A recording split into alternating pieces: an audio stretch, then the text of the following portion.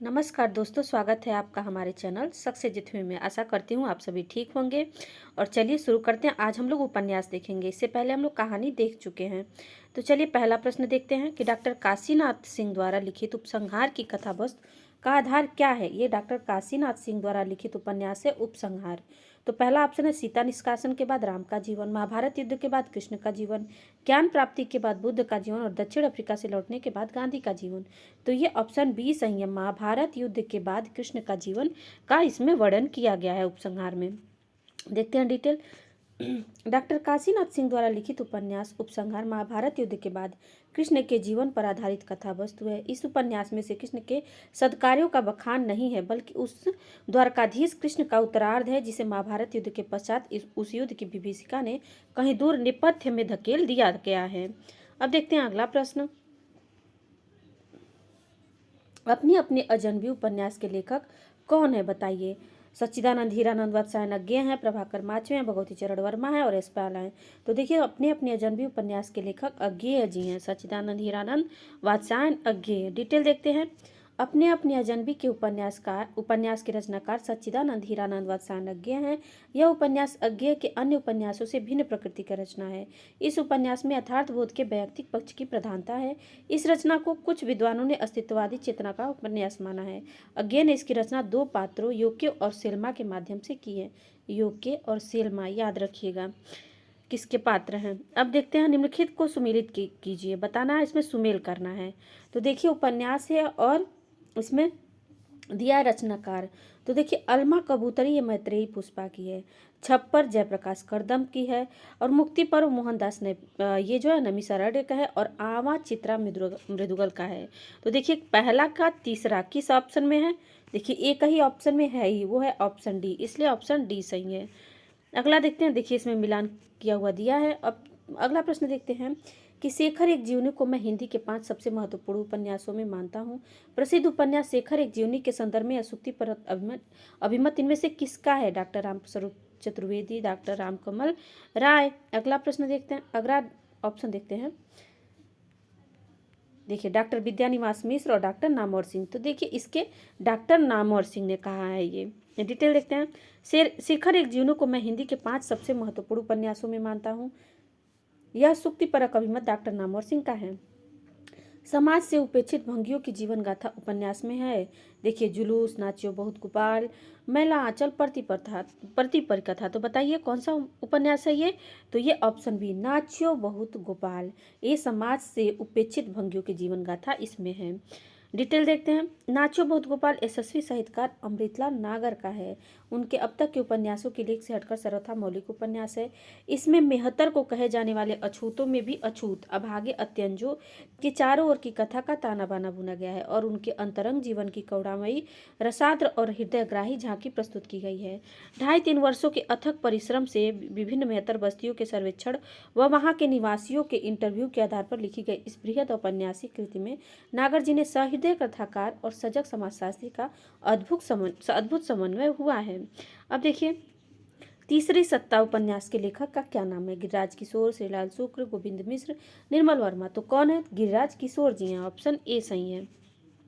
देखिए तीसरी सत्ता लोग जुगलबंदी, ढाई घर और इंद्र सुने यथा प्रस्तावित आदि उपन्यास के लेखक गिरिराज किशोर हैं। इनकी अन्य रचनाएं हैं। कहानी संग्रह इनके हैं नीम के फूल, चार मोती बेआब, पेपर वेट, रिश्ता और अन्य कहानियां, शहर दर शहर, यह देह किसकी है आदि। नाटक है इनके नरमेघ, प्रजा ही रहने दो, चेहरे चेहरे किसके चेहरे, केवल मेरा नाम लो, जुर्म आयद, काठ की तोप, लघु नाटक मोहन का दुख आदि। अगला देखते हैं। 30, 40, 50 उपन्यास के लेखक हैं केशव प्रसाद मिश्र, भैरव प्रसाद, राजेंद्र यादव, प्रभाकर माचवे। तो बताइए कौन है। तो ये प्रभाकर माचवे जी हैं 30, 40 उपन्यास के लेखक, ऑप्शन डी सही है। प्रभाकर माचवे के 3 उपन्यास है, दर्द के पैबंद, किस लिए तथा 30, 40, 50। इन तीनों उपन्यासों में आधुनिक जीवन की मूल्यहीनता एवं खोखलेपन के वर्णन का प्रयास किया गया है। अगला देखते हैं। फांस उपन्यास के लेखक कौन है। पंकज विष्ट, संजीव, शिवमूर्ति, मिथिलेश्वर। तो बताइए फांस उपन्यास के लेखक कौन है। तो वो हैं संजीव जी हैं, ऑप्शन बी सही है। डिटेल देखते हैं।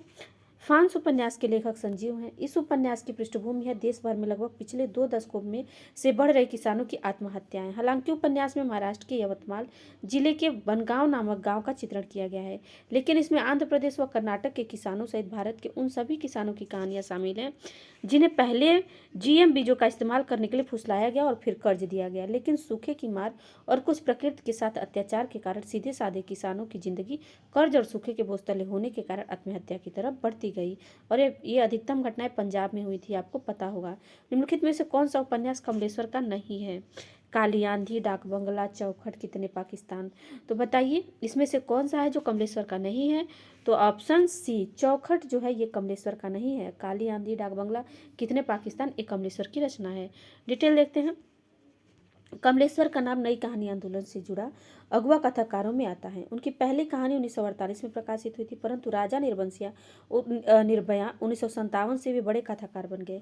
कमलेश्वर ने 300 से अधिक कहानियां लिखी। उनकी कहानियों में मांस का दरिया, नीली झील, तलाश, बयान, नागमणि, अपना एकांत, आसक्ति, जिंदा मुर्दे, जार पंचम की नाक, मुर्दों की दुनिया, ये देखिए कस्बे का आदमी, स्मारक आदि उल्लेखनीय है। चौखट की दुनिया, कस्बे का आदमी, स्मारक आदि उल्लेखनीय। और देखिए चौखट उपन्यास के रचनाकार द्रोणवीर कोहली हैं। अन्य फैक्ट देखते हैं। कमलेश्वर की अन्य कृतियां इस प्रकार हैं। उपन्यास देखिए, एक सड़क 57 गलियां, डाक बंगला, तीसरा आदमी, समुद्र में खोया आदमी, काली आंधी, लौटे हुए मुसाफिर, वही बात, आगामी अतीत, सुबह दोपहर शाम, रेगिस्तान, एक और चंद्रकांता, कितने पाकिस्तान आदि। नाटक इनकी है अधूरी आवाज, रेत पर लिखे नाम, हिंदुस्तान हमारा। अगला देखते हैं। चंद हसीनों की खतूत किसकी रचना है? ये देखिए आगा हसरत काश्मीरी, मुंशी अजमेरी, पांडे बेचन शर्मा उग्र और मुंशी सदा सुख लाल। तो बताइए चंद हसीनों के खतून किसकी रचना है? तो ये पांडे बेचन शर्मा उग्र की है। ऑप्शन सी सही है। डिटेल देखते हैं इसकी। देखिए दोस्तों, अगर आपको हमारा वीडियो अच्छा लग रहा है तो हमारे वीडियो को लाइक करें, हमारे चैनल को सब्सक्राइब करें और कमेंट में बताएं कि आपको हमारा वीडियो कैसा लगा है, और अपने दोस्तों में शेयर भी करें कि और ज़्यादा से ज़्यादा लोग हमारे चैनल से जुड़ें। और अब परीक्षा का डेट आ गया बीपीएससी का, तो बिना लापरवाही के आप लोग इसको कंप्लीट करिए, कई बार रिवीजन करिए कि एक भी ऐसा प्रश्न ना हो जो आप लोगों से छूट जाए। ठीक है, डिटेल देखते हैं। वर्ष 1927 में प्रकाशित पांडे बेचन शर्मा उग्र के लघु व्यंग्य उपन्यास खुदाराम और चंद हसीनों के खतून में तीक्ष्ण व्यंग्य की वानगी प्रस्तुत है। अब देखिए किस भाषा में उपन्यास को कादम्बरी कहते हैं? संस्कृत, तमिल, गुजराती, मराठी। तो बताइए किसमें कहते हैं? तो ये है मराठी में कादम्बरी कहते हैं उपन्यास को। अब अगला देखते हैं।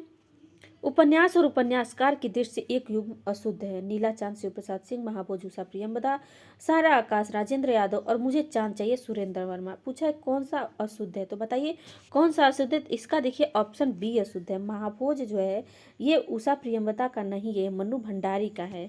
डिटेल देखते हैं। महाभोज मनु भंडारी का उपन्यास है और शेषयोग में सुमेलित है। अब देखिए अजय की डायरी देवराज किस विधा की कृति है? डायरी, उपन्यास, नाटक, कहानी। तो बताइए अभी क्या चल रहा है? उपन्यास। तो ये उपन्यास है। ठीक है, तो इसका ऑप्शन बी सही है, अजय की डायरी। लेकिन आप लोग ध्यान रखिएगा कि अजय की डायरी जो है उपन्यास है। डिटेल देखते हैं इसका। देवराज नंदकिशोर मूलतः चिंतक और उनकी साहित्य चिंता भी उनकी व्यापक संस्कृति चिंता के अंतर्गत उपलक्ष्य रूप में ही है। ये मानवतावादी परंपरा के विचारक हैं और कृति के बजाय कृतित्व के लिए आवश्यक वातावरण और प्रेरणाओं को स्पष्ट करने में सहज उत्साह का अनुभव करते हैं। देवराज नंदकिशोर की अन्य रचनाएं पथ की खोज जो उपन्यास है, साहित्य चिंता, आधुनिक समीक्षा, छायावाद का पतन, साहित्य और संस्कृति, अजय की डायरी ये भी उपन्यास है, और संस्कृति का दार्शनिक विवेचन, इतिहास पुरुष जो कविता संग्रह है, प्रतिक्रियाएं, मैं, वे और आप ये उपन्यास है, और इनकी सबसे महत्वपूर्ण पुस्तक संस्कृति का दार्शनिक विवेचन है। अगला प्रश्न देखते हैं। निम्नलिखित में से कौन सी औपन्यासिक कृति घनीभूत वेदना कि केवल एक रात में देखे हुए विजन को शब्दबद्ध करने का प्रयत्न है? फूले बिसरे चित्रा, नामदास का पोथा, अपने अपने अजनबी और शेखर एक जीवनी। तो यही है, ऑप्शन डी सही है। डिटेल देखते हैं इसके कि लाहौर जेल में रहते वक्त तत्कालिक परिस्थितियों के मुताबिक, देखिए शेखर एक जूनी अज्ञेय की है। अज्ञेय के मन में फांसी का सजा निश्चित हो गई थी। उस रात के वक्त जो घनीभूत वेदना उनके भीतर उमड़ आई थी उसी की परिणत है। शेखर एक जूनी अज्ञेय के ही शब्दों में घनीभूत वेदना की केवल एक रात में देखे हुए विजन को शब्दबद्ध करने का प्रयत्न है। अपने जीवन का संभावित अंत फांसी की छाया में उन्होंने अपने जीवन का मूल्य, अर्थ एवं सिद्धि को स्थापित करना चाहा है। शेखर एक जीवनी उपन्यास 2 खंडों में विभक्त है जिसका मुख्य पात्र शेखर है। अन्य फैक्ट देखते हैं। शेखर एक जूनी वस्तु जीवनी मूलक उपन्यास है जिसमें एक जीवन की वास्तविकता का साक्षात्कार होता है, तो दूसरी ओर औपनिवेशिक शिल्प एवं कल्पना के स्थापत्य का अनायास रूप से दर्शन होता है। शेखर एक जूनी को एक चरित्र उपन्यास की संज्ञा दी जा सकती है। फूले विश्वचित भगवती चरण वर्मा का है और रामदास का पोता हजारी प्रसाद द्विवेदी की रचना और अपने अपने अजनबी अज्ञेय द्वारा लिखित उपन्यास है। देखिए, यह पथ बंधु था उपन्यास के लेखक कौन है? नरेश मेहता, प्रभाकर माचवे, भैरव प्रसाद गुप्त, रांगे राघव। तो बताइए कौन है? तो इसका ऑप्शन ए सही है, नरेश मेहता जी हैं। यह पथ बंधु था। डिटेल देखते हैं। यह पथ बंधु था जो 1962 में लिखा गया था, के लेखक नरेश मेहता हैं। इनके अन्य उपन्यास है डूबते मस्तूल 1954 में, धूमकेतु एक श्रुति 1962, दो एकांत 1964, नदी यशस्वी 1967, प्रथम फाल्गुन 1968, उत्तर कथा भाग 1 1979 और भाग 2 1900। देखिए, इनमें से कौन सा उपन्यास प्रेम, विवाह और सेक्स से संबंधित है, पूछा है।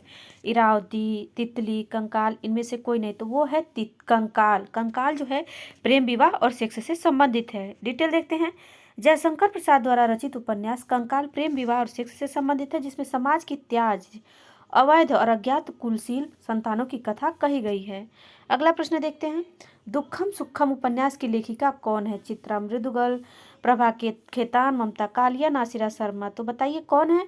तो ये है ममता कालिया। दुखम सुखम के उपन्यास की लेखिका ममता कालिया और ये बहुत बार परीक्षा में पूछा गया है।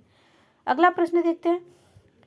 इसका डिटेल देख लेते हैं कि दुखम सुखम ममता कालिया द्वारा लिखित उपन्यास है और ये 2009 में लिखा गया था। अन्य उपन्यास है बेघर 1971, नरक दर नरक 1975 और देखिए प्रेम कहानी ये 1980 में, लड़कियां 1987 में, एक पत्नी के नोट्स 1997 में और दौड़ 2000 और अंधेरे का ताला। तो देखिए, एक पत्नी के नोट्स ये भी पूछा गया है 1997 में, तो ये भी इम्पोर्टेंट है।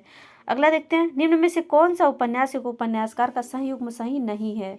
तो महाभोज मंडू भंडारी की अभी ऊपर हम लोग देखे, ये तो सही है। आवा चित्रा मधुगल ये भी देख चुके हैं। तत्सम्राठी सेठ, राजी सेठ और मुझे सूरज चाहिए सुरेंद्र वर्मा। तो बताइए कौन सा सुमेलित नहीं है?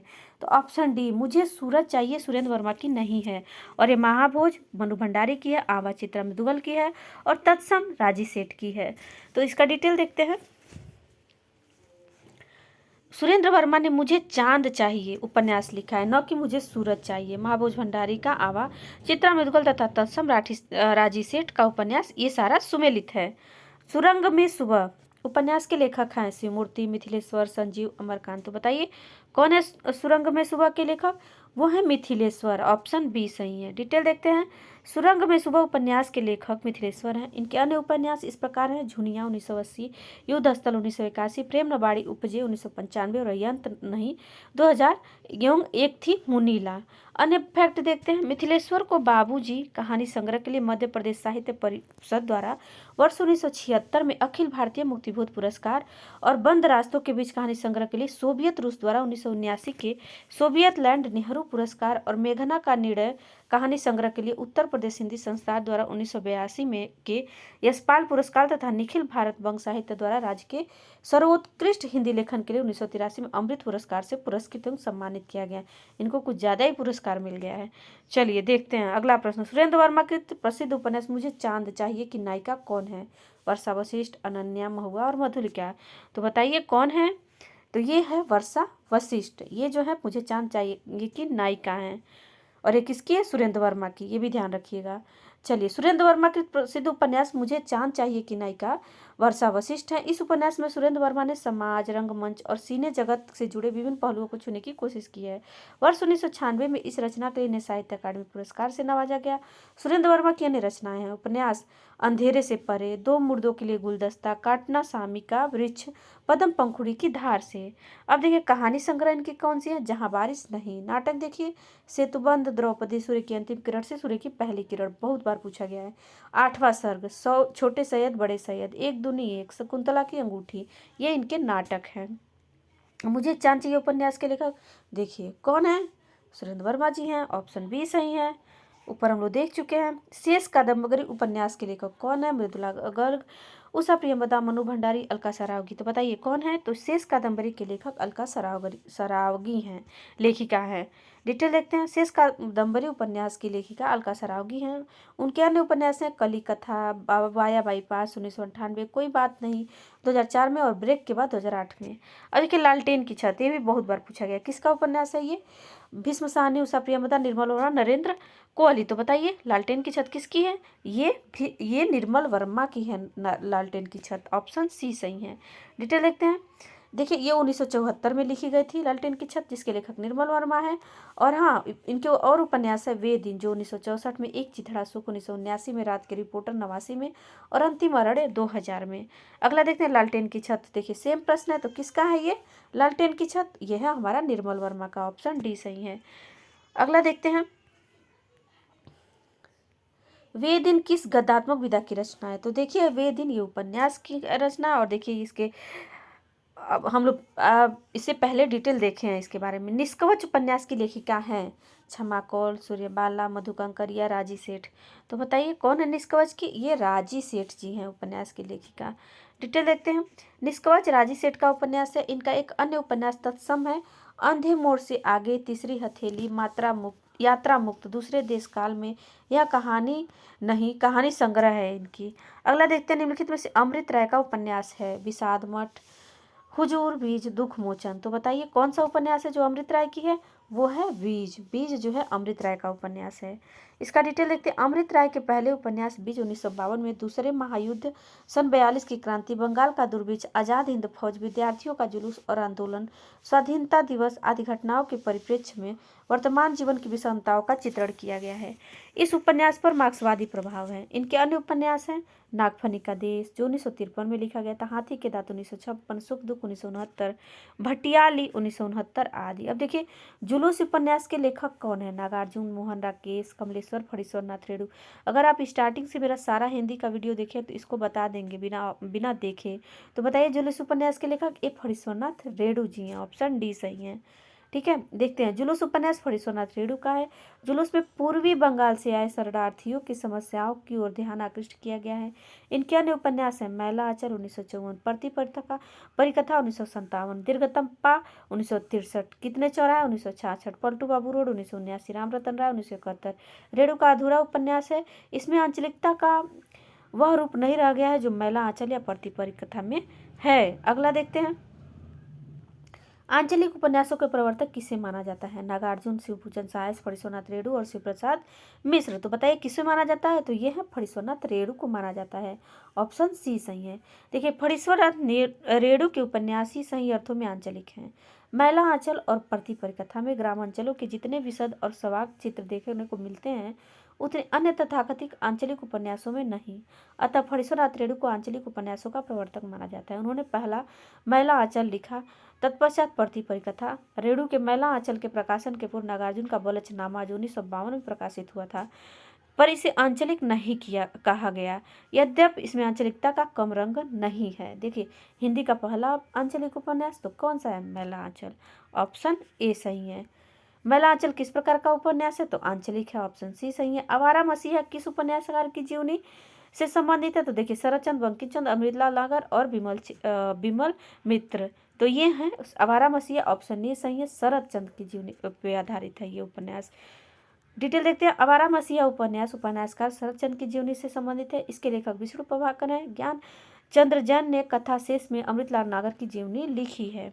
अगला देखते हैं। आवारा मसीहा किसकी जीवनी पर आधारित है? अब सेम प्रश्न है, शरतचंद की जीवनी पर आधारित है। अब देखते हैं। चतुरी चमार उपन्यास है किसकी है? प्रेमचंद, निराला, भगवती चरण वर्मा और जनरेंद्र। तो बताइए किसकी उपन्यास है? ये है निराला का उपन्यास है। ऑप्शन बी सही है। देखिए चतुरी चमार निराला द्वारा लिखा गया उपन्यास है। इनके अन्य उपन्यास है अप्सरा, अलका, निरुपमा, प्रभावती, कुल्ली घाट, काले कारनामे आदि। और देखिए श्रीलाल शुक्ल के उपन्यास राग दरबारी का रंगनाथ की वापसी शीर्षक से नाट्यांतरण किसने किया है? गिरीश रस्तोगी ने, कुसुम कुमार ने, सोमना भूटानी ने, शांति मेहरोत्रा ने। तो बताइए किसने किया है? तो वो गिरीश रस्तोगी ने किया है रंगनाथ की वापसी से। अब देखिए गिरीश रस्तोगी ने श्रीलाल शुक्ल के उपन्यास राग दरबारी, देखिए ये भी पूछा जाता है श्रीलाल शुक्ल का उपन्यास कौन है? तो राग दरबारी है। और इस राग दरबारी का नाट्य रूपांतरण रंगनाथ की वापसी नाम से किसने किया है? गिरीश रस्तोगी ने। तो इसको ध्यान रखिएगा। राग दरबारी के रचनाकार कौन है? तो कौन है? देखिए श्रीलाल शुक्ल जी हैं। ऑप्शन बी सही है। अब श्रीलाल शुक्ल की रचना कौन सी है? तो देखिए, आषाढ़ का एक दिन, कटरा विवार, जू, राग दरबारी, सारा आकाश। तो कौन सी है? राग दरबारी, ऑप्शन सी सही है। अब देखते हैं निम्नलिखित उपन्यासों में श्रीलाल शुक्ल का कौन सा उपन्यास है? तो देखिए, एक चिथड़ा सुख, तीसरा आदमी, उखड़े हुए लोग और सीमाएं टूटती हैं। तो बताइए कौन सा श्रीलाल शुक्ल का है? तो सीमाएं टूटती हैं, ये श्रीलाल शुक्ल का एक और उपन्यास है।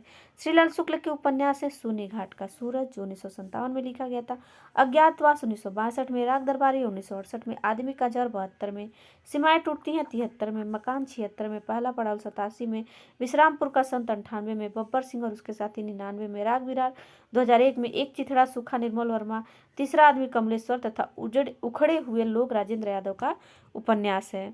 अब देखते हैं तीसरा आदमी विष्णु प्रभाकर का एकांकी संग्रह है। तो देखिए, तीसरा आदमी विष्णु प्रभाकर का एकांकी संग्रह भी है और तीसरा आदमी यहाँ पे ये तीसरा आदमी निर्मल वर्मा का देखिए राग विराग 2001 में, और एक चिथड़ा सूखा निर्मल वर्मा का, और तीसरा आदमी कमलेश्वर का, ये उपन्यास है और ये आपका विष्णु प्रभाकर का एकांकी है। तो याद रखिएगा, अगर एकांकी पूछे तो विष्णु प्रभाकर और उपन्यास पूछे तो कमलेश्वर। अगला देखते हैं,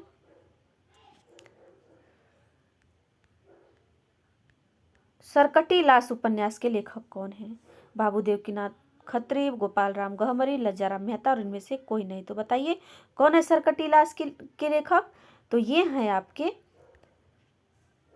ऑप्शन बी, गोपाल राम गहमरी। अगला डिटेल देखते हैं, जासूसी उपन्यासों का प्रवर्तन गोपाल राम गहमरी ने किया। गोपाल राम, देखिए जासूसी उपन्यासों का प्रवर्तन भी पूछा जाता है किसने किया, तो वो गोपाल राम गहमरी हैं। देखिए गहमरी अंग्रेज उपन्यासकार सर आर्थर कानन डायल से प्रभावित थे। उनके प्रसिद्ध उपन्यास ए स्टडी इन स्कारलेट, जो 1887 को गोपाल राम गहमरी ने गोविंद राम 1905 शीर्षक से हिंदी में रूपांतरित किया। सरकटी लाश 1900, खूनी कौन 1900, बेकसूर की फांसी 1900, बेगुनाह की खून 1900, जमुना का खून 1900, डबल जासूस 1900, देखिए सारे इनके जासूसी से ही संबंधित हैं, ठीक है। और मायाविनी 1901, चक्करदार चोरी 1901, जासूसी की भूल 1901, अद्भुत खून 1902, जासूस पर जासूसी 1904, जासूस चक्करों में 1906, इंद्रजालिक जासूस 1910, लाइन पर लाश 1910, खूनी का भेद 1910, गुप्त भेद 1913, जासूस की डायरी 1914, एआरी, जासूस की अयारी और आदि उनके प्रसिद्ध उपन्यास हैं। अब देखिए, झूला नट उपन्यास के रचनाकार है मैत्रेयी पुष्पा, मृदुला गर्ग, उषा प्रियमदा, शिवानी। तो बताइए कौन है झूला नट की रचनाकार? तो ये हैं आपके मैत्रेयी पुष्पा उपन्यास की रचनाकार झूला नट। डिटेल देखते हैं, झूला नट उपन्यास की रचनाकार मैत्रेयी पुष्पा हैं। इनके अन्य उपन्यास है स्मृति दंश 1990, बेतवा बहती रही 1993, इदनमम 1994, चाक 97, अलमा कबूतरी 2000, ये हम लोग ऊपर अभी मिलान में देखे हैं, अगन पाखी 2001, विजन 2002 और कहे ईसूरी भाग 2004 में, त्रियाहट 2005 तथा बेगुनाह 2011 में। अब देखिए, चाक उपन्यास की लेखिका हैं, बताइए मैत्रेयी पुष्पा, मृदुला गर्ग, ममता काली और मनु भंडारी। तो अभी हम लोगों ने ऊपर देखा किसका है, मैत्रेयी पुष्पा का है, ऑप्शन ए सही है। अब देखते हैं, कठगुलाब किसकी रचना है? मैत्रेयी पुष्पा, चित्रा मृदुला गर्ग और अलका सरावगी। तो बताइए किसकी रचना है? ए मृदुला गर्ग की है कठगुलाब। इसका डिटेल देखते हैं, कठगुलाब एक उपन्यास है जिसकी लेखिका मृदुला गर्ग है। इसकी रचना 1996 में की गई। इनके अन्य उपन्यास हैं उसके हिस्से की धूप, जो 1975 में, वंशज 1976 में, चितगोबरा 1979 में, अनित्य 1980 में, मैं और मैं 84 में तथा मिलजुल मन 2009 में। अब देखिए, मिलजुल मन उपन्यास देखिए उसी डिटेल से है, तो किसका होगा? आपका मृदुला गर्ग का, ऑप्शन सी सही है। चलिए, महाभोज उपन्यास की लेखिका कौन है? तो अभी मैं कई बार बता चुकी हूँ, मनु भंडारी जी हैं। देखिए, महाभोज मनु भंडारी द्वारा लिखा गया एक राजनीतिक उपन्यास माना गया। इसका परिवेश वैयक्तिक या पारिवारिक न होकर सामाजिक है। मनु भंडारी के अन्य उपन्यास हैं आपका बंटी 1971 में तथा 1 इंच मुस्कान, जिसे राजेंद्र यादव के साथ मिलकर लिखा गया है। राजेंद्र यादव और मनु भंडारी द्वारा संयुक्त रूप से लिखा गया उपन्यास कौन है? तो अभी हम लोगों ने देखा, बताइए। सारा आकाश, आपका बंटी, मुर्दा सराय और 1 इंच मुस्कान। तो देखिए, 1 इंच मुस्कान जिसे राजेंद्र यादव के साथ मिलकर लिखा था, किसने? मनु भंडारी ने। तो ये 1 इंच मुस्कान, ऑप्शन डी सही होगा। अगला देखते हैं, इनमें से कौन सा सहयोगी उपन्यास है? महाभोज, उखड़े हुए लोग, 1 इंच मुस्कान, आपका बंटी। तो बताइए कौन सा है? तो यह है 1 इंच मुस्कान, मनु भंडारी और राजेंद्र यादव मिलकर लिखे थे। आपका बंटी उपन्यास की लेखिका कौन है? तो कौन है? मनु भंडारी जी हैं, ऑप्शन डी सही है। अगला देखते हैं, आपका बंटी उपन्यास का सेम प्रश्न है, तो ये मनु भंडारी, ऑप्शन ए सही है। अब देखिए, जिंदगी नामा किसकी रचना है? मनु भंडारी, मृदुला गर्ग, कृष्णा सोबती, उषा प्रियम बता। तो बताइए किसकी रचना है जिंदगी नामा? तो ये उषा प्रियम, सॉरी, कृष्णा सोबती की रचना है, ऑप्शन सी सही है। ठीक है, इसको देखिए, डिटेल देखते हैं। कृष्णा सोबती के दो उपन्यास, सूरजमुखी अंधेरे के 1972 में और जिंदगी नामा 1979 विशेष प्रसिद्ध है। इन उपन्यास में नारी जीवन की एक मनोवैज्ञानिक समस्या को उभारा गया है, जबकि जिंदगी नामा में पंजाब की विगत सती की जिंदगी का पूरा ब्यौरा प्रस्तुत किया गया है। अगला देखिए, कृष्णा सोबती की कौन सी कृति साझी संस्कृति पर है? मित्रों मरजानी, हम हसमत, जिंदगी नामा, यारों का यार। तो बताइए कौन है? तो वो है जिंदगी नामा, ऑप्शन सी सही है। वैशाली की नगर मधु नामक उपन्यास के लेखक कौन है? तो देखिए, वृंदावन लाल वर्मा, आचार्य चतुर्सेन शास्त्री, ईरा चंद्र जोशी और यशपाल। तो बताइए कौन है वैशाली की नगर मधु के लेखक? वो हैं आचार्य चतुर्सेन शास्त्री, ऑप्शन बी सही है। डिटेल देखते हैं। वैशाली की नगर मधु 1949 एक ऐतिहासिक उपन्यास है जिसके लेखक आचार्य चतुर्सेन शास्त्री हैं। इनके अन्य ऐतिहासिक उपन्यास है सोमनाथ जो 1954 में और वयम रक्षाम 1955 में। मोस्ट इंपॉर्टेंट है वयम रक्षाम, मह बहुत बार पूछा गया है। देखिए, वैशाली की नगर वधु किसकी रचना है? तो अभी हम लोग ने देखा किसकी रचना है, चतुर्सेन शास्त्री की, ऑप्शन सी सही है। अगला देखते हैं, मानस का हंस उपन्यास के लेखक कौन है? अमृतलाल नागर, यशपाल रेडू और अज्ञे। बताइए, इसको तो पहले भी हम लोग वीडियो में कई बार देख चुके हैं। मानस के हंस के लेखक कौन है? तो कौन है ये? अमृतलाल नागर जी, ऑप्शन ए सही है। डिटेल देखते हैं। मानस का हंस जो 1972 में लिखा गया था, एक जूनी परक उपन्यास है जिसे तुलसीदास को केंद्र में रखकर लिखा गया है। इसके लेखक अमृतलाल नागर हैं। इनके अन्य उपन्यास है शतरंज के मोहरे, सात घूंघट वाला मुखड़ा जो 1968 में, एकदा नमिसारण्य 1972, खंजन नैन 1981, ये सूरदास से संबंधित है, करवट 1985 और पीढ़ियां 1990। अन्य फैक्ट देते हैं। अमृतलाल नागर ने सूरदास के जीवन में को केंद्र में रखकर खंजन्यन नामक उपन्यास लिखा, जो भी हमने ऊपर बताया। शतरंज के मोहरे में अवध की नवाबी व हर्षोन्मुख जीवन सफलतापूर्वक चित्रित है। अब देखिए, इनमें से कौन सा उपन्यास जीवनी परक है? तो बताइए कौन सा है? तो ये है खंजन्यन, किससे? सूरदास से जीवनी परक है, ऑप्शन ए सही है। इनमें से कौन सा उपन्यास राही मासूम रजा द्वारा लिखित है? तो देखिए, इसमें नूतन ब्रह्मचारी, आधा गांव, काला जल और पुनर्वा। तो आधा गांव जो है ये राही मासूम रजा द्वारा लिखित है। देखिए, डिटेल देखते हैं कि राही मासूम रजा एक आंचलिक उपन्यासकार थे। इनका आधा गांव सिया मुसलमानों की जिंदगी के ऊपर लिखा गया पहला उपन्यास है। इसमें भारत विभाजन के पहले और बाद की जिंदगी को उभारा गया है। इनके अन्य प्रमुख उपन्यास है टोपी शुक्ला, ओस की बूंद, सिन 75 और हिम्मत जौनपुरी, दिल्ली एक सादा कागज आदि। अगला देखते हैं, आधा गांव इनमें से किस विधा की रचना है? तो बताइए, उपन्यास है। अगला देखते हैं प्रश्न, टोपी शुक्ला के लेखक हैं श्रीलाल शुक्ल, राही मासूम रजा, मोहन राकेश, मनु भंडारी। तो बताइए, टोपी शुक्ला के लेखक ये है राही मासूम रजा, ऑप्शन बी सही है। आधा गांव के उपन्यास के लेखक हैं, बताइए, कृष्ण सोबती, रेणु, राही मासूम रजा, भगवती चरण वर्मा। तो अभी हम लोगों ने ऊपर देखा कौन है, राही मासूम रजा जी हैं, ऑप्शन सी सही है। आधा गांव के लेखक सेम प्रश्न है, राही मासूम रजा है। इनमें से कौन आंचलिक उपन्यासकार हैं? बताइए, प्रेमचंद, जयशंकर प्रसाद, राही मासूम रजा, जयनंद कुमार। तो बताइए कौन है? तो वो राही मासूम रजा हैं जो आंचलिक उपन्यासकार हैं। ठीक है, निम्नलिखित में से कौन सा उपन्यासकार एक आंचलिक उपन्यासकार है? तो देखिए कौन है, ये राही मासूम रजा हैं, ऑप्शन सी सही है। फणीश्वरनाथ रेणु ने सर्वप्रथम अपनी प्रथम कृति महिला आंचल 1954 को ही आंचलिक उपन्यास के नाम से अभिहित किया। प्रथम संस्करण की भूमिका में उन्होंने लिखा था, यह है महिला आंचल, एक आंचलिक उपन्यास। उन्होंने प्रेमचंद के उपन्यासों में आंचलिकता खोजी। यही नहीं, शिव पूजन सहाय के देहाती दुनिया जो 1926 में लिखी गई थी और वृंदावन लाल वर्मा की झांसी की रानी 1946 में लिखी गई थी, तमिलनाडु को भी आंचलिक उपन्यासों की श्रेणी में ले लिया गया। अब देखिए, प्रस्तुत विकल्पों में राही मासूम रजा आंचलिक उपन्यासकार है जिनका आधा गांव आंचलिक उपन्यास है। अगला देखते हैं, देश विभाजन की त्रासदी किस उपन्यास में वर्णित है? राग दरबारी, गबन, झूठा सच, इन्हीं हथियारों से। तो देखिए, ये झूठा सच है, यशपाल की देश विभाजन की त्रासदी इसमें वर्णित है। झूठा सच प्रगतिवादी उपन्यासकार यशपाल द्वारा लिखा गया है जो देश विभाजन की त्रासदी पर आधारित है। झूठा सच यशपाल द्वारा दो भागों में लिखा गया है। इस उपन्यास का पहला भाग वतन और देश 1958 में प्रकाशित हुआ, जबकि दूसरा भाग देश का भविष्य 1960 में प्रकाशित हुआ। इस उपन्यास के मुख्य पात्र हैं तारा, पुरी और कनक। यशपाल के अन्य प्रमुख उपन्यास हैं पार्टी कामरेड, इनके उपन्यास बहुत इंपॉर्टेंट है। दादा कामरेड, देशद्रोही मनुष्य के रूप, अमिता, दिव्या और तेरी मेरी उसकी बात आदि। देखिए झूठा सच उपन्यास के लेखक कौन है, तो है यशपाल, ऑप्शन सी सही है। सूरज किरण की छाव आंचलिक उपन्यास के लेखक हैं राजेंद्र अवस्थी, शैलेश मटियानी, देवेंद्र सत्यार्थी, उदय शंकर भट्ट। तो सूरज किरण की छाव किसके हैं, तो ये है ऑप्शन ए, राजेंद्र अवस्थी की है ये उपन्यास। डिटेल देखते हैं। सूरज किरण की छाव राजेंद्र अवस्थी का पहला उपन्यास है और यह एक आंचलिक उपन्यास है। अगला देखते निम्नलिखित में से कौन सा उपन्यास नागार्जुन का नहीं है, तो देखिए बलचनामा, रतिनाथ की चाची, वरुण के बेटे, प्रति परिकथा।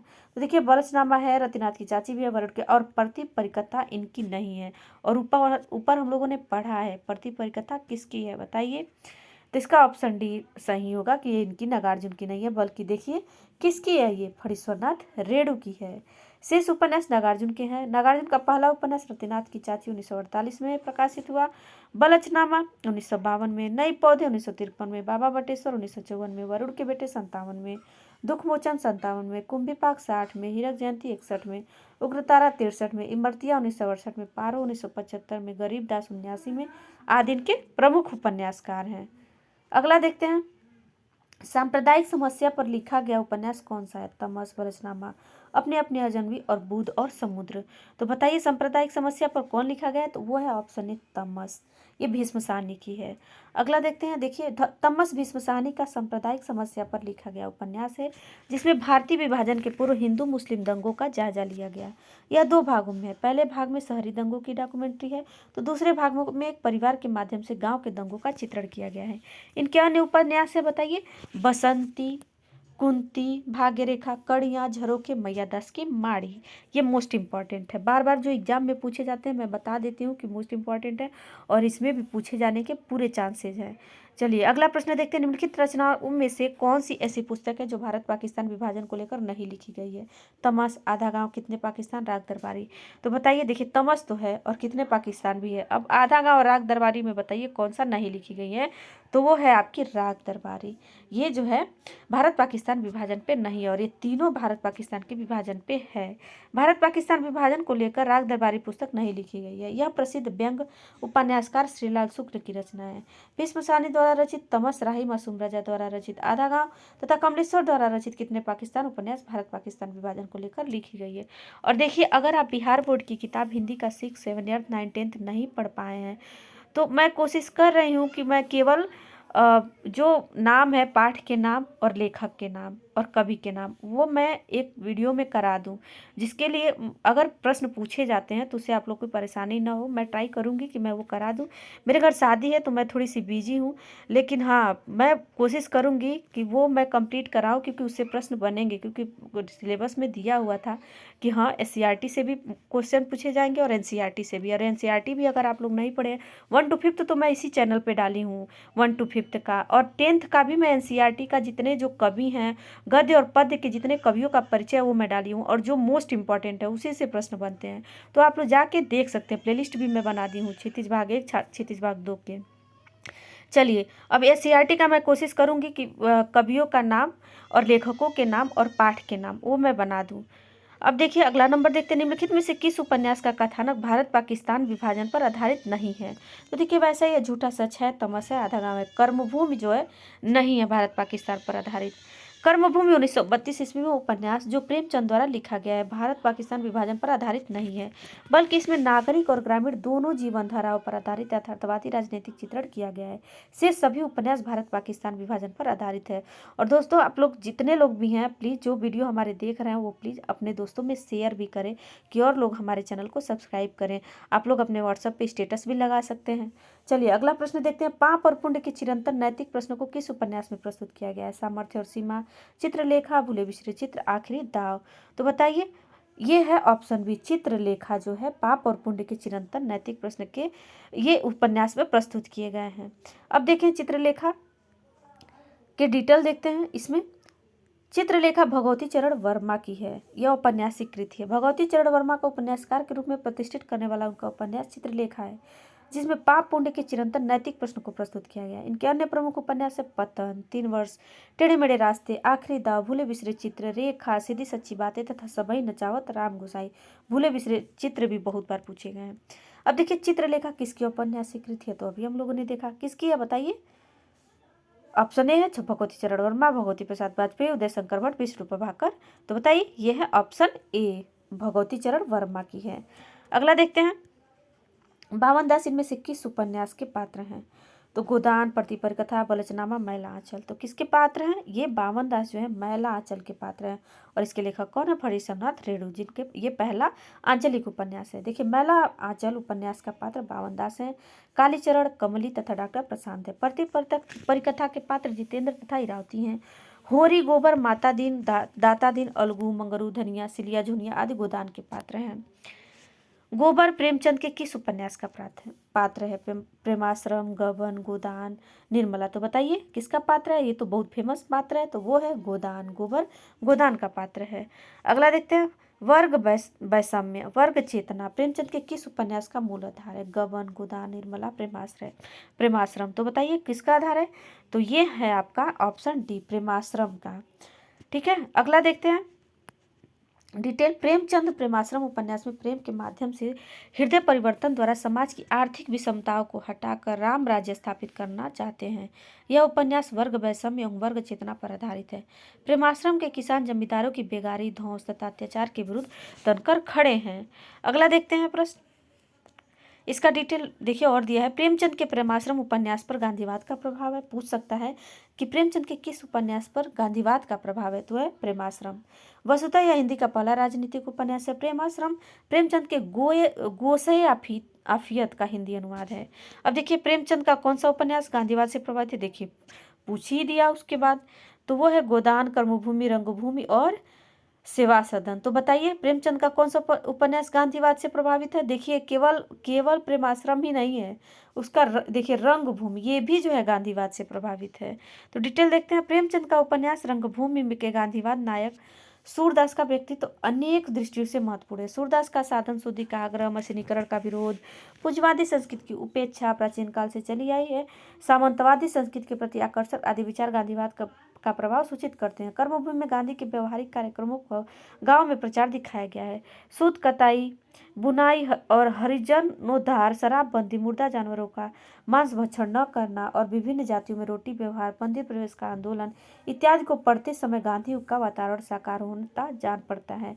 गोदान में आकर प्रेमचंद समाजवाद की ओर कदम बढ़ाते दिखाई पड़ते हैं, लेकिन गांधीवाद तत्व प्रेमचंद के व्यक्तित्व से विलुप्त नहीं हुआ है। अतः स्पष्ट है कि प्रेमचंद का उपन्यास रंगभूमि गांधीवाद से प्रभावित है।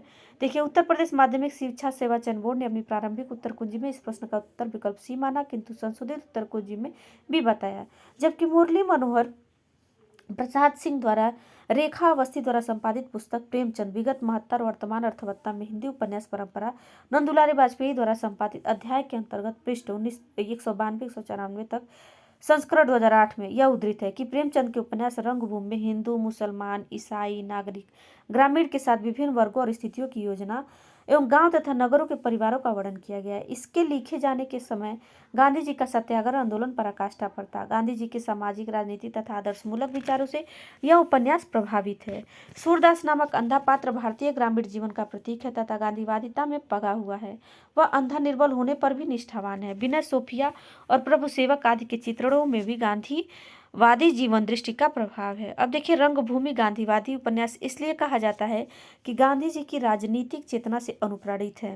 रंगभूमि प्रेमचंद की उपन्यास कला का एक विकसित सोपान है। गांधीवाद का प्रभाव साहित्य या जीवन पर जैसा भी कुछ पड़ा वह रंगभूमि में दिखाई पड़ता है। चरित्र की विविधता, बहुलता, औपन्यासिक बाहुल्य और तत्कालीन जीवन की व्यापकता का चित्रण है। रंगभूमि की अपनी विशेषता, रंगभूमि में न तो रंगभूमि जैसी आदर्शवादिता और न गबन जैसी विषय की एकाग्रता और समाहार। कर्मभूमि में सामान्य जीवन की धारा व वास्तविकता अधिक है, गांधीवाद प्रभाव कम है। अब देखते हैं अगला अन्य फैक्ट देखते हैं। रंगभूमि में सर्वहारा और पूंजीपति के बीच सीधा संघर्ष चित्रित है। सूरदास बनारस के पांडेपुर गांव का एक किसान है। रंगभूमि में 3 पात्र हैं, महेंद्र कुमार, सूरदास और जनसेवक। प्रेमचंद ने रंगभूमि में पहली बार प्रतीकों का प्रयोग किया है। अगला देखिए सूरदास प्रेमचंद के किस उपन्यास के पात्र है, तो अभी हम लोगों ने देखा रंगभूमि के पात्र हैं। अगला देखते हैं, सूरदास किस उपन्यास का पात्र है? तो रंगभूमि का, ऑप्शन ए सही है। सूरदास प्रेमचंद के किस उपन्यास के पात्र है? तो रंगभूमि का, देखिए ऑप्शन डी सही है। अगला देखते हैं, सूरदास किस उपन्यास का चर्चित पात्र है? तो देखिए रंगभूमि का। अब देखिए एक ही प्रश्न कितनी बार पूछा गया है। चौगाने हस्ती नामक उर्दू उपन्यास प्रेमचंद ने हिंदी में किस नाम से किया? रंगभूमि, कर्मभूमि, गबन और गोदान। तो बताइए चौगाने हस्ती का किस हिंदी नाम से किया? रंगभूमि से, ऑप्शन ए सही है। अगला देखते हैं, डिटेल देखते हैं। आरंभ में प्रेमचंद अपने उपन्यास पहले उर्दू में लिखते थे और फिर स्वयं उनका हिंदी रूपांतर करते थे। रंगभूमि, सेवा सदन और प्रेमाश्रम क्रमशः चौगाने हस्ती, देखिए रंगभूमि का चौगाने हस्ती, सेवा सदन का बाजारे हुस्न और प्रेमाश्रम का गोयस अफियत नाम से उर्दू में लिखे गए थे, किंतु प्रकाशित पहले से ही हिंदी में ही हुए। जलवाए इशार का रूपांतरण वरदान 1921 ईस्वी में प्रकाशित हुआ तथा हम खुरमा व हम सवाब के पूर्व प्रकाशित हिंदी रूपांतर प्रेमा अर्थात दो सखियों का विवाह को परिष्कृत कर उन्होंने प्रतिज्ञा 1929 शीर्षक से उसे सर्वथा नए रूप में प्रकाशित कराया। अगला देखते हैं, उर्दू उपन्यास चौगाने हस्ती का हिंदी रूपांतरण है गबन, मंगलसूत्र, गोदान और रंगभूमि। तो कौन सा है? वो रंगभूमि है, इसका ऑप्शन डी सही है। डिटेल देखते हैं, डिटेल नहीं है, देखिए प्रेमचंद का एक उपन्यास गोदान है राजनीतिक, धार्मिक, सामाजिक और ऐतिहासिक, तो वह है सामाजिक। इसका डिटेल देखते हैं। गोदान प्रेमचंद का अंतिम और सर्वश्रेष्ठ सामाजिक उपन्यास है, यह उनकी प्रौढ़तम कृति है। गोदान में प्रेमचंद का संपूर्ण जीवन अनुभव सिमटकर केंद्रीभूत हो गया है। हेरी उपन्यास का नायक है, होरी जो है इस उपन्यास का नायक है, वह किसानों का प्रतिनिधि है। धर्म के ठेकेदारों, छोटे बड़े महाजनों और जमींदारों के जाल से में उलझा हुआ मर्यादावादी किसान घिसते घिसते मजदूर हो जाता है और पिसते पिसते सौ। दूसरी ओर सभ्य नागरिक समाज की स्थिति भी सामाजिक उत्थान के लिए आशाप्रद नहीं है। जब आप लोग प्रेमचंद के उपन्यास पढ़ेंगे और तो देखिएगा, यूट्यूब पे वीडियो पड़े हैं, आपके आंख से आंसू आ जाएंगे। इतनी मार्मिक कहानियाँ, इतने ऐसे साधारण तौर पे इन्होंने लिखा है और आप लोग के दिल को छुएंगे इनकी जो कहानियाँ हैं, जो उपन्यास हैं। तो अगर आप लोग वो नहीं देखे हैं, आपको समय मिले तो जरूर देखिए। निम्नलिखित उपन्यासों में से प्रेमचंद का अंतिम उपन्यास है, तो देखिए सेवा सदन, निर्मला, प्रेमाश्रम, गोदान। तो वो गोदान है, ऑप्शन डी सही है। देखिए प्रेमचंद द्वारा उर्दू में लिखा गया उपन्यास बाजारे हुस्न का हिंदी रूपांतरण कौन है? तो कौन है? सेवा सदन। अभी हम लोगों ने डिटेल देखा, ऑप्शन बी सही है। प्रेमचंद द्वारा लिखा गया सेवा सदन पहला हिंदी उपन्यास है जिसे स्वयं प्रेमचंद ने हिंदी का बेहतरीन नॉवेल कहा है। यह उनके उर्दू उपन्यास बाजारे हुस्न 1914 का हिंदी रूपांतरण है। यह भारतेंदु युग से चली आ रही वैचारिक समस्याओं, दहेज प्रथा, अनमोल विवाह, वैश्यावृत्ति आदि का प्रथम रचनात्मक रूपायन है। वास्तव यह आर्य समाज की सुधारवादी संरचना के समानांतर साहित्यिक रचना थी। चूंकि यह उपन्यास बाजारे हुस्न हिंदी का रूपांतरण है, इसलिए स्पष्ट है कि इसकी समस्या भी वेश्या जीवन की ही समस्या है। गोदान उपन्यास से बताइए, तो देखिए गोदान उपन्यास यथार्थोन्मुख आदर्शवादी है, ऑप्शन डी सही है। अगला देखते हैं, जीवन के अंतिम दिनों में प्रेमचंद की आदर्शवादी आस्था हिल उठी थी। सेवा सदन से लेकर गोदान तक आते आते भीतर ही भीतर उनके विचारों में क्रांतिकारी परिवर्तन हो चुके थे। गोदान उनकी परिपक्व जीवन दृष्टि का परिणाम है। यहाँ तक आते आते प्रेमचंद का आदर्शोन्मुख यथार्थवाद यथार्थोन्मुख आदर्शवाद बन गया। 85 नंबर प्रश्न थे, प्रेमचंद के निम्नलिखित उपन्यासों को रचना वर्ष के सिलसिलेवार क्रम में सजाइए। गबन, गोदान, सेवा सदन। तो बताइए कौन पहले लिखा गया था, कौन बाद है? तो ये देखिए ऑप्शन बी सही है, सेवा सदन पहले, फिर गबन, फिर गोदान। देख लेते हैं इसका सन। देखिए सेवा सदन 1918 में, तो ये कब हुआ? 1918 में। और अगला देखते हैं, आपका गबन जो है, देखिए इनका सारा सन दिया हुआ है, तो चलिए यहाँ डिटेल देख लेते हैं। सेवा सदन 1918, वरदान 1921, प्रेमाश्रय 1922, रंगभूमि 1925, कायाकल्प 1926, निर्मला 1927, प्रतिज्ञा 1929, गबन 1931, कर्मभूमि 1932, गोदान 1936 और मंगलसूत्र इनका अपूर्ण उपन्यास है और पूछा जाता है। तो आज के लिए बस इतना ही रहने देते हैं। इसके आगे जो बचा हुआ है उपन्यास उसको हम लोग अगले वीडियो में देखेंगे। अगर आपको हमारा वीडियो अच्छा लग रहा है तो हमारे वीडियो को लाइक करें, हमारे चैनल को सब्सक्राइब करें और कमेंट में बताएं कि आपको हमारा वीडियो कैसा लगा है। Thank you so much.